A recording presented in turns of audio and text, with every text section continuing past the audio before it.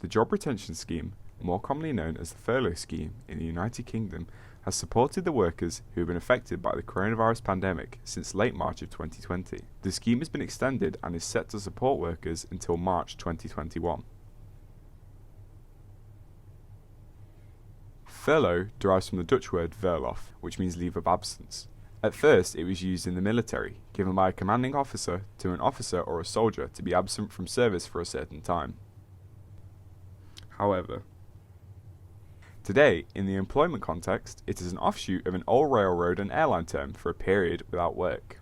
Now, not to be mistaken for the American furlough system, which has been running since 2010, the term furlough had not really been heard of in the United Kingdom until the COVID-19 pandemic in 2020. Now, while the scheme has been a fairly successful solution to most people's problems, there are definitely still ways in which it could have been improved. Which makes me wonder, what could have been done instead of furlough?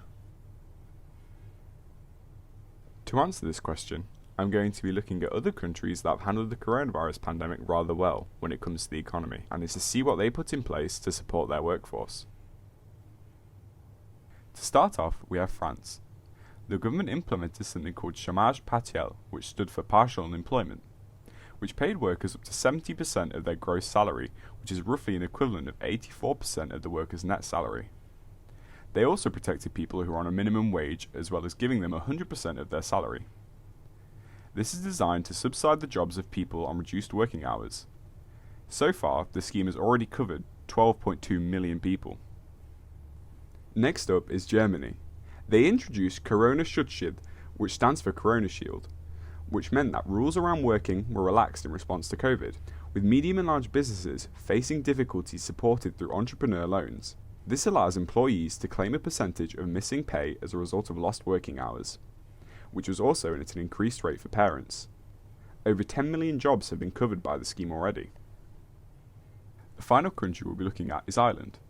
Ireland created 3 different schemes to assist those affected by the pandemic: Pandemic Unemployment Payment, Employment Wage Subsidy Scheme, and Short-Time Work Support.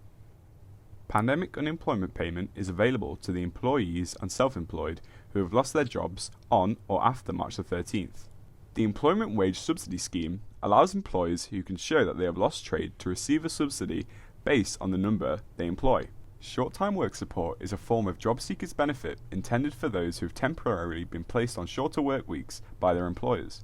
This means that if an employee's working week has been reduced from a 5-day work pattern to a 3-day work pattern, they may receive a job seekers' benefit payment for the 2 other days.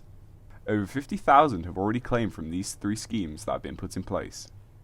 So after looking at all of these countries and their approaches to tackle the impact of COVID-19 on the workforce, I think that it is safe to say that our government could learn a thing or two from these countries and apply them to our furlough scheme, as to make sure that no one gets left out of receiving the proper financial support during this tough time.